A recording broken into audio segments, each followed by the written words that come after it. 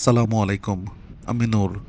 বাবা মায়ের সাথে সন্তানের যে রক্তের বন্ধন, আত্মার সম্পর্ক, সেটি কোনোভাবেই প্রকাশ করা সম্ভব না।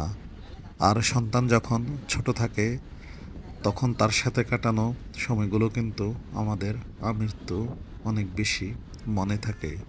কিন্তু আজকাল মোবাইল ফোন বা টেলিভিশনের কারণে আমরা এই সময়টুকুগুলো খুব মিস করি। সন্তান হয়তো আমাদের কাছ থেকে পর্যাপ্ত সময় পাচ্ছে না, বা আমরাও তাদেরকে পর্যাপ্ত সময় দিতে পারছি না। আমার খুব করে মনে পড়ছে, আইমানের জন্মের পরপর প্রায় 2 বছরেরও বেশি সময় আমি কোনো সোশ্যাল মিডিয়া ব্যবহার করিনি। চেষ্টা করেছি মোবাইল যতটা কম ব্যবহার করা যায়, আইমানকে যতটা বেশি সময় দেওয়া যায়। জানি না আইমানকে কতটা সময় দিতে পেরেছি। আর বাচ্চাদের সাথে সময় কাটানোর খুব ভালো একটা মাধ্যম হলো বাগান করা।